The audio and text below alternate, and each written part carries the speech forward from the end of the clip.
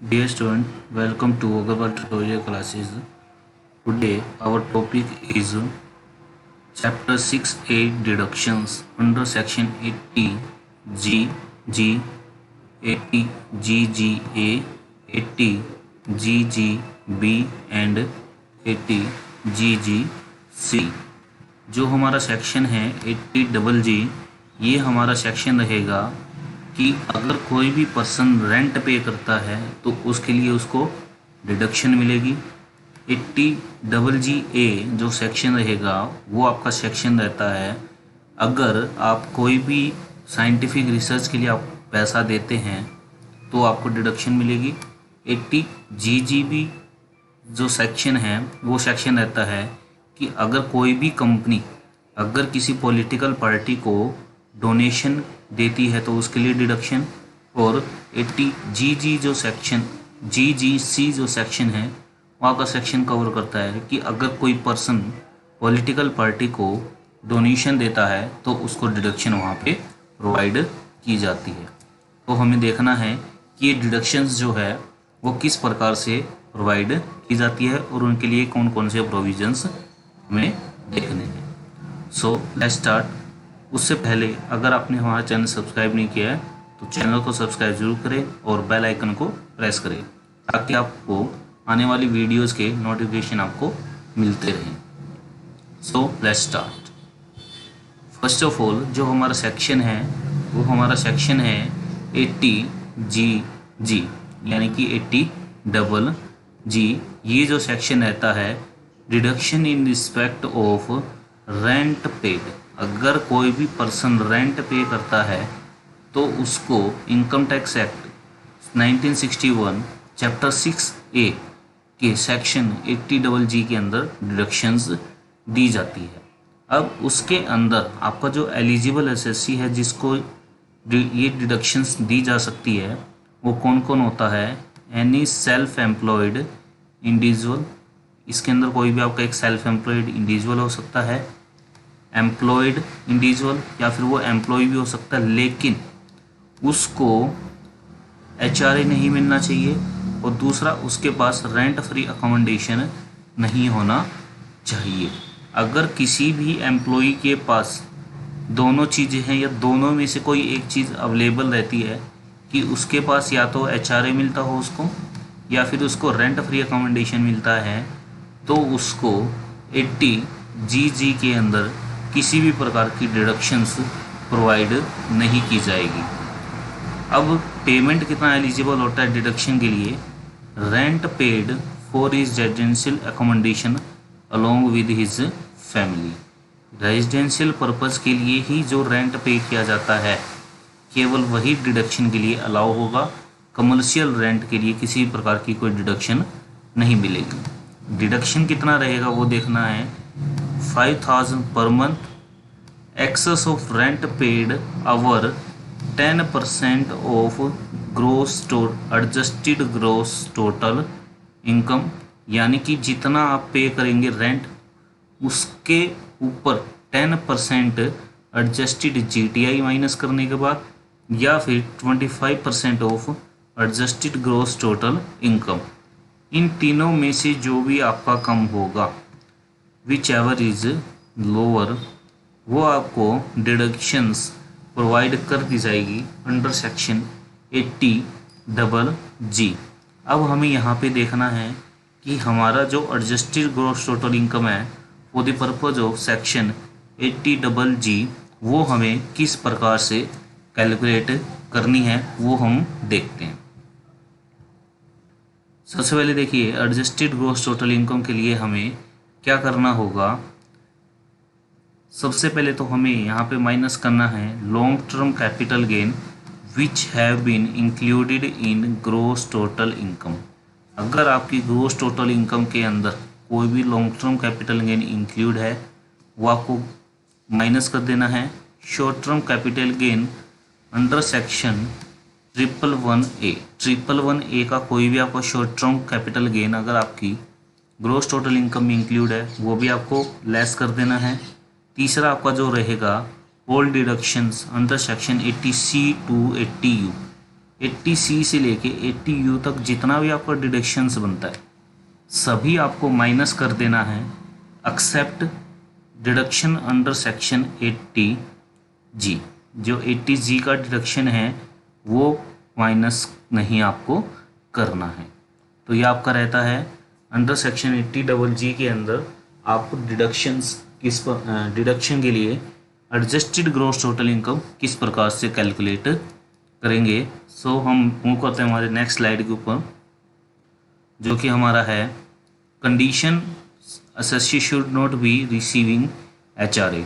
यानी कि अगर कोई भी एम्प्लॉय अगर अंडर सेक्शन 10 सबसेक्शन 13A के अंदर HRA की एजम्पशन लेता है तो उसको यहाँ पे 80G के अंदर कोई भी डिडक्शन नहीं दी जाएगी।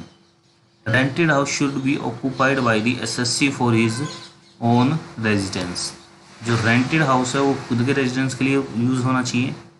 एसएससी स्पाउस और माइनर चाइल्ड और HUF of which assessee is member does not own any residential accommodation at the place where assessee ordinary residence.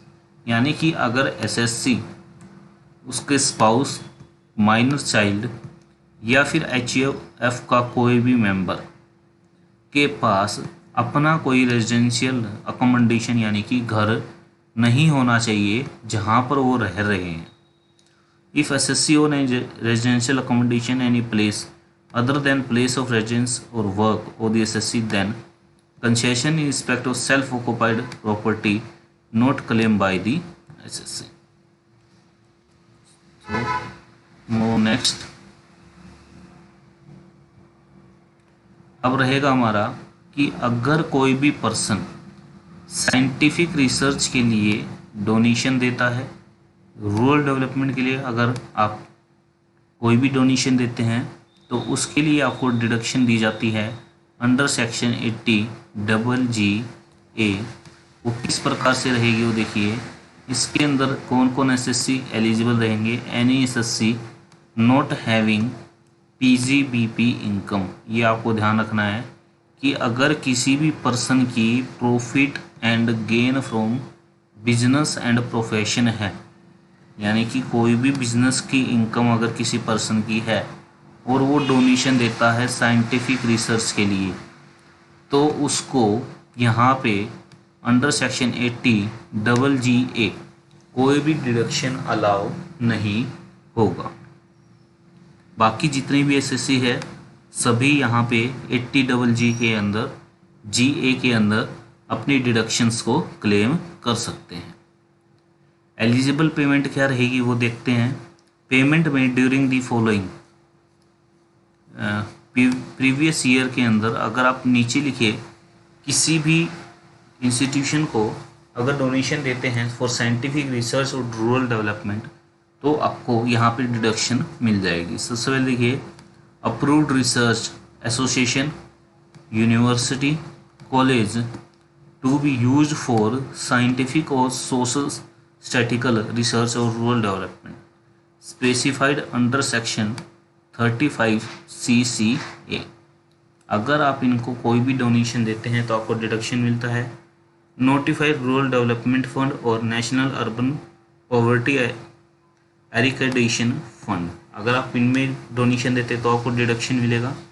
Public sector company, association, institution approved by national committee under section 35AC और national urban poverty एरिकेडेशन fund, अगर आप इन सब में कोई भी donation देते हैं for scientific research और रूरल डेवलपमेंट तो आपको यहाँ पे 100% डिडक्शन आपको मिलेगा। सो नेक्स्ट मूव करते हैं हम।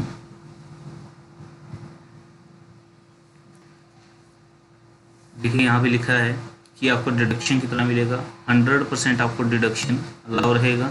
मोड ऑफ पेमेंट भी क्या रहेगा, अमाउंट जो है आपको पे करना है अदर देन कैश, लेकिन अगर आपका कैश में 10,000 या उससे कम है तो आप डिडक्शन अलाउ कर सकते हैं। अदरवाइज अगर आपने पेमेंट 10,000 से ज़्यादा किया है तो आप अंडर सेक्शन 80GA कोई भी डोनेशन क्लेम नहीं कर पाएंगे। नेक्स्ट आपका रहेगा contribution given by company to political party. अगर कोई भी कंपनी पॉलिटिकल पार्टी को किसी प्रकार का कंट्रीब्यूशन देती है तो उसको डिडक्शन मिलता है under section 80 double G B. Eligible assessee कौन रहेंगे? Indian companies only. अगर कोई भी फॉरेन कंपनी देती है तो वो इस सेक्शन के अंदर कवर नहीं है। एलिजिबल पेमेंट कितनी रहेगी? Any sum contributed in previous year to political party और electoral trust, expenditure on advertisement in brochure of political party eligible रहेगा। डिडक्शन आपकी 100% और डोनेशन पेड, यानी कि जितना भी आप डोनेशन देंगे सारा आपको डिडक्शन मिलेगा। लेकिन मोड ऑफ पेमेंट क्या होना चाहिए?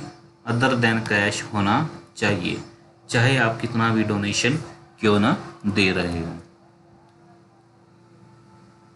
नेक्स्ट रहेगा आपका सेक्शन जो आपका है 80 GGC, contribution given by person to a political party. अब अगर कोई इंडिविजुअल पर्सन पॉलिटिकल पार्टी को डोनेशन देता है तो उसको डिडक्शन दिया जाता है अंडर सेक्शन 80 GGC। इसके अंदर एलिजिबल एसएससी कौन रहेगा? Any person except local authority every AJP fund by government. Eligible payment कितना रहेगा? एनी सम, यानी कि कितना भी पैसा दीजिए आपको डिडक्शन मिलेगा। 100% donation paid.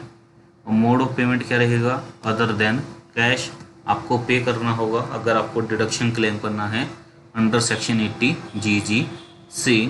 Government company can not give political donation. ये आपको बात ध्यान में रखनी है कि कोई भी गवर्नमेंट कंपनी किसी भी प्रकार की पॉलिटिकल पार्टी को डोनेशन प्रोवाइड नहीं कर सकती। Government company can not give political donations. ये आपको बात ध्यान रखनी है। Thank you for watching. अगर आपको वीडियो अच्छा लगे तो लाइक करें, शेयर करें, और जो भी आपको प्रॉब्लम है आप वो कमेंट में लिख सकते हैं, उसका सॉल्यूशन आपको प्रोवाइड किया जाएगा। अगर आपको वीडियो में किसी भी प्रकार का प्रॉब्लम लगता है तो आप हमें बताएं और उसको दूर करने की पूरी कोशिश की जाएगी। Thank you. Have a nice day.